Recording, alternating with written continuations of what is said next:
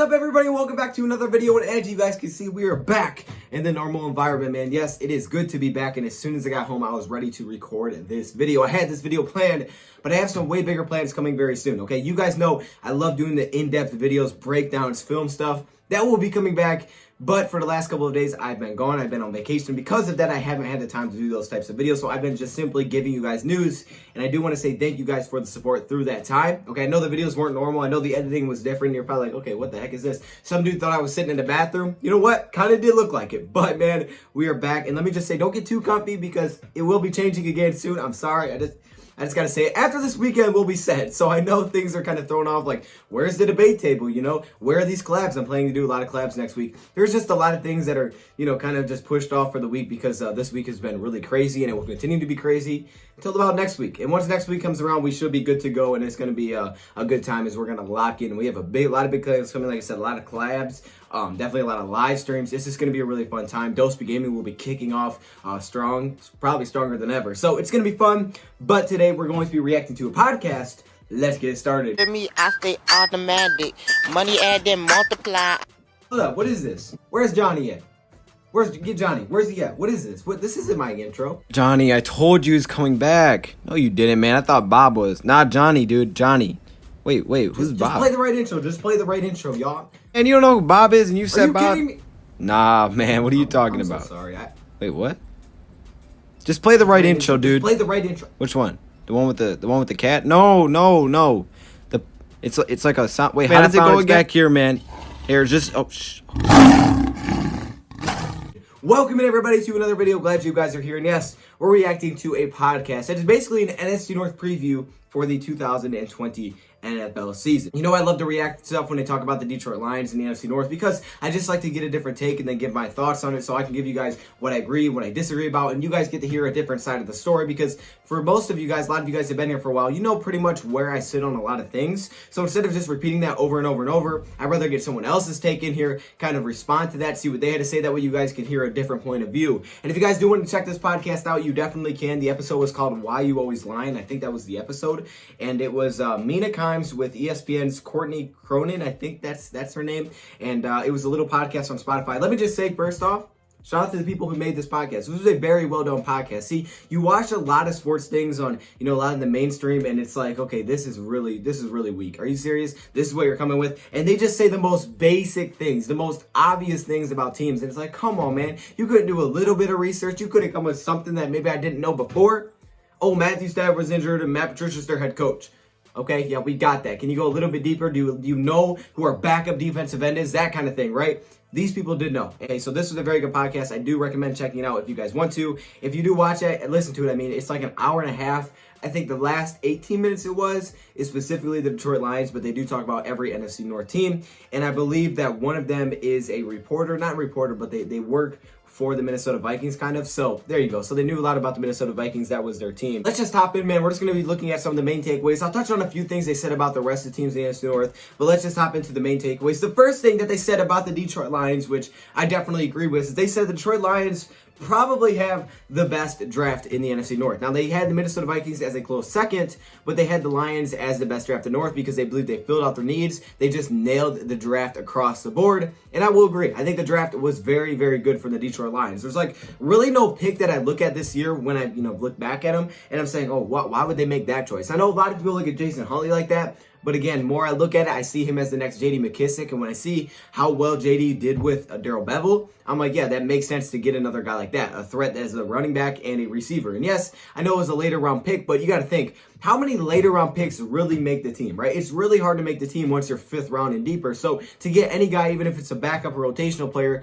that's good, okay? That's a really good. So that's kind of what we go for now. We kind of go for those rotational players in later rounds. And I think Jason Huntley has a chance to be on this team for a long time. So to me, that's a good pick. But across the board, I do love the Detroit Lions draft. They had the Vikings as a close second. I agree. I think the Vikings are second. They had tons of picks in this year's draft. So, you thought they would hit on a few picks, and I think they did. Everybody's hyping up the Jeff Gladney. Obviously, I like Cameron Dantzler better. But Gladney's a solid cornerback. I think that's solid. And then they got Justin Jefferson to replace Stephon Diggs, so that definitely helps. But I did like the Vikings draft as well. They talked about the Packers, saying that their offseason was basically mediocre. One thing they touched on about the Detroit Lions is their strength of schedule, saying it's the fifth 5th toughest in the NFL, tied for the 5th, I believe, and the hardest in the NFC North. Now, to me, I don't get too caught up in the strength of schedule, and the reason being is that for the most part, when you're in the division, you're playing the same exact teams. Now, home and away will change. You know, the dates are going to change, and then you play basically like 2 random teams because you're playing your division, which is 6 games, right? Then you play 2 other divisions, I believe, together, and that's like 14, 2 random games that you basically play. So for me,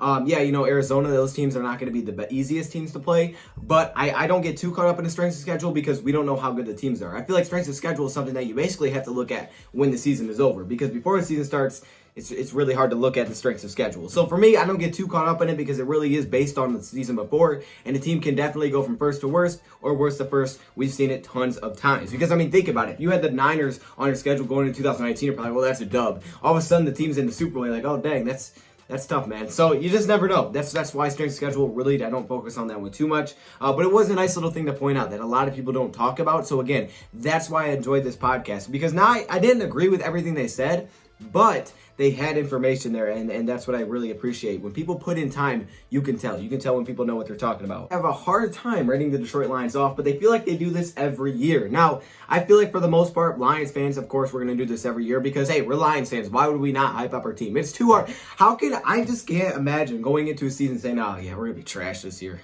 Just wait till we're trash. Like, I couldn't do that, right? Now, I do believe Detroit Lions are better than some years. Like, some years I'm more confident than others. This year I'm very confident because it is such a big year for this Detroit Lions staff. But, man, for the most part, like, I really don't see, you know, how you can't be. Now, them not being Lions fans, they said they can't write the Lions off. And, yeah, I like that. I think that's definitely a good sign, right? You can't just say, oh, Lions, they're not going to be winning games this year because they think they could surprise a lot of people. Now, one thing they made a very big point on was Matthew Stafford, and they really touched on Stafford and his different targets he was taking last season. What do I mean by that? Well, his depth of target, his yards per target, that went way up, that skyrocketed. That's what I've talked about last season. That's what I've talked about Matthew Stafford. It's not that his attempts went up with passing yards. It's not that his attempts went up. That's why he had more passing touchdowns. The reason his numbers skyrocketed and he was more efficient is because he was taking a lot more deep shots, and that is Matthew Stafford. That's Stafford, okay? That's who he is. Matthew Stafford is not Tom Brady. He's not Tom Brady, right? He's not dink and dunk. Matthew Stafford is not a solid game manager. Like, he can manage the game, but Matthew Stafford is a guy with a big arm, and he likes to put the ball downfield. He will put the ball in harm's way here and there. He definitely reduced that last season, which was great, but Stafford's trying to make plays, all right? That's who he is. That's who he was when you drafted him.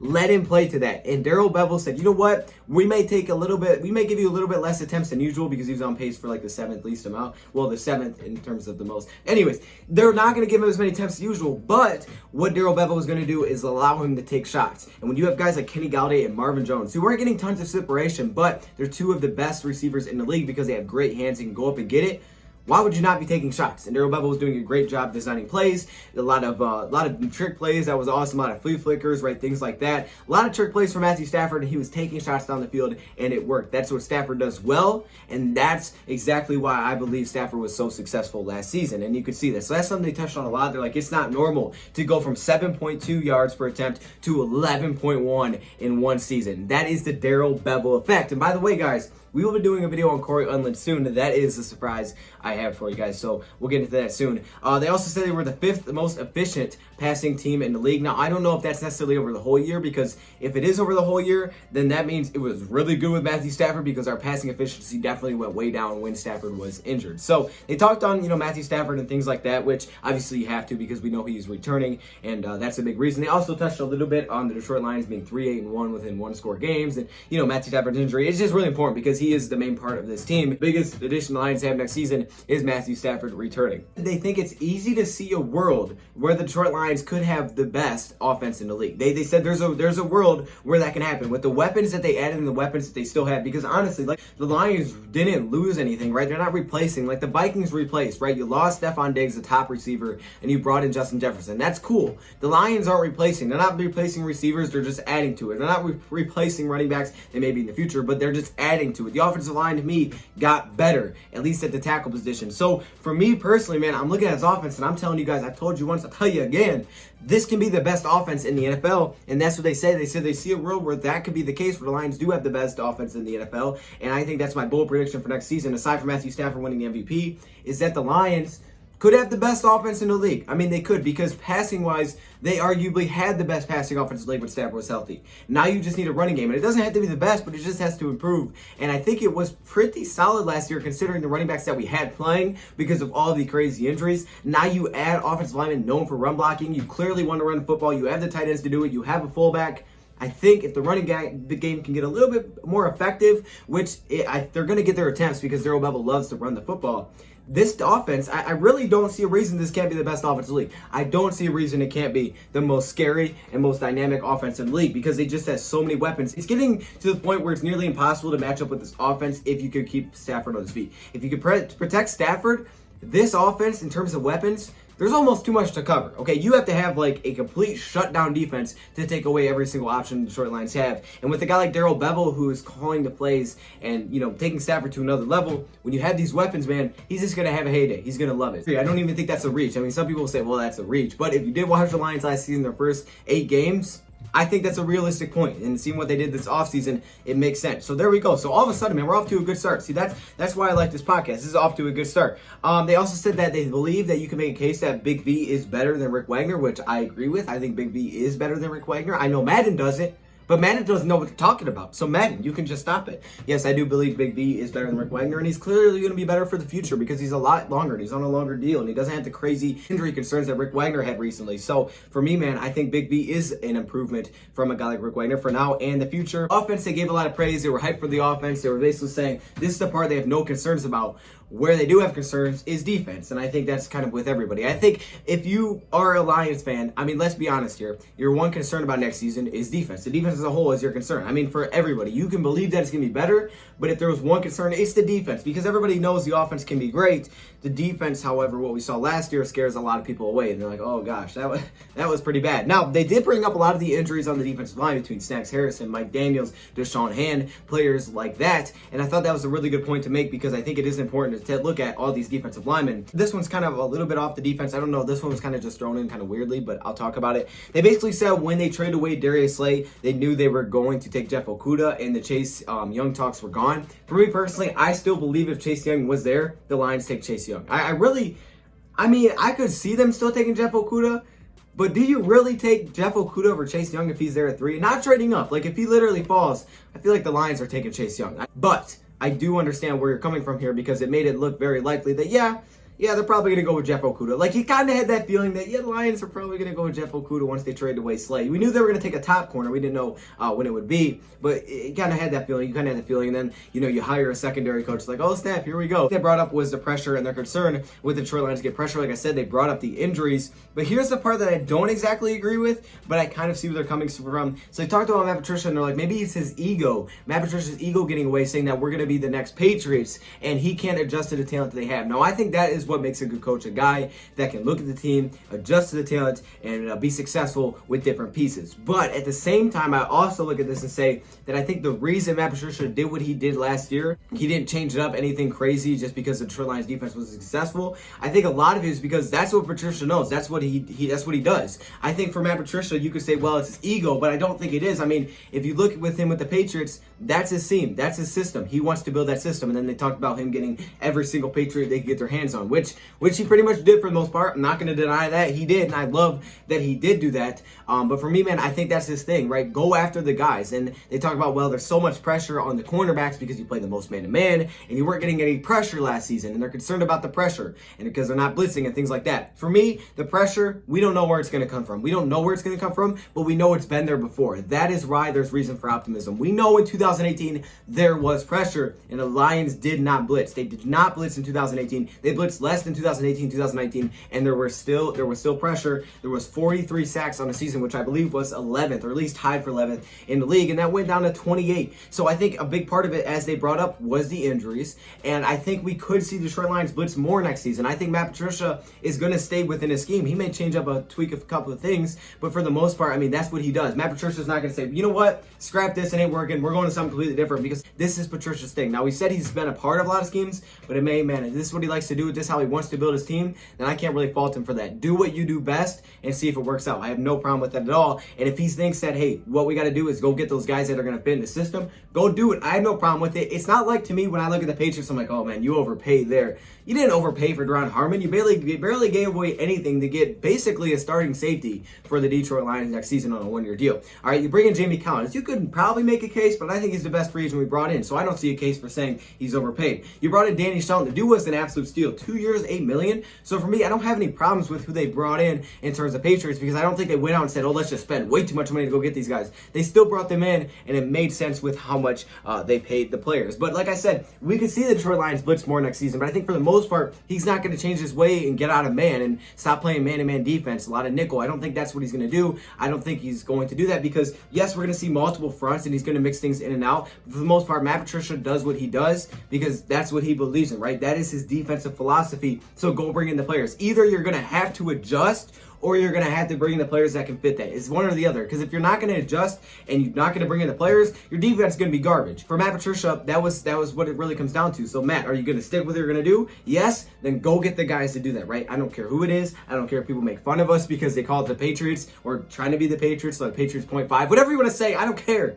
Go get your guys in if that's what you want to do defensively, and I think that's what he did. We saw it in free agency through the Patriots. We saw it with Desmond Trufant, and we saw it when he drafted the top corner because he knew he needs those top corners. Now, they were a little bit concerned about the cornerback position because of Desmond Trufant not being great, good, not great, and then with Jeffrey Okudah being the third pick in the draft, that's a lot of pressure put on a rookie, which I will completely agree with. It is a lot of pressure to put on a rookie in this defense, especially if you're not getting pressure. For the most part, if we don't get any pressure, we're going to be in a lot of trouble. But that's where I could see the Detroit Lions blitzing more because that is the Patriot way. I mean, they do blitz, and if Matt Patricia wants to go to that a little bit next season, he could. Maybe he has more confidence in his corners.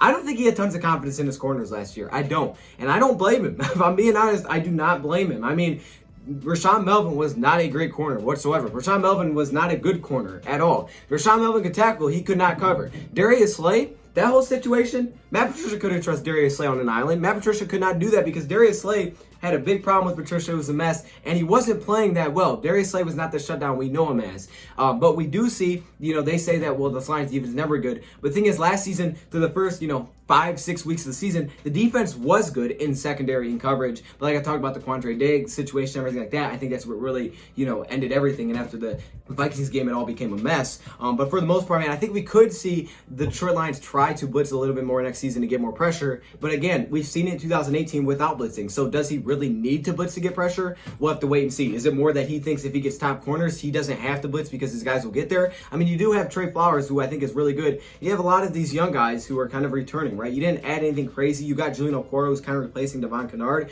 You didn't add anything crazy. You don't go get Robert Quinn like the Bears did. But, you have your Deshaun Hand, Austin Bryant, Romeo. You've been building this for a while. Now you just need the guys to be healthy. So, yes, I think that is a huge concern is the pressure and where is it going to come from. I actually have done a video on that before, and I understand why that is your concern. And as a lot of Lions fans, I understand why that is your concern. I think the defense will get more pressure next season. I don't think they're going to be top in the league, but I think Danny Shelton is a huge underrated addition because I think when we saw Snacks play at a high level, we saw the Lions get pressure, and I think that's one of the biggest variables you can look at. So for me, man, I think the Detroit Lions will get pressure next season, and I don't think it's necessarily his ego getting away. That's Matt Patricia's style. That's how he plays defense. That's what he wants to do, and now he just needs to bring in the guys that are going to do that at a high level. So for me, man, I get why you're concerned about it, but I also don't think it's Matt Patricia trying to be Bill Belichick. That's just what he does. That's who he is. That's his defensive identity. So rock with it, right? Bring in the guys that are going to make that happen. But I do understand the concern with getting pressure. So we'll see if the Lions can do it or not next season. But I do think there is reason to be optimistic about that.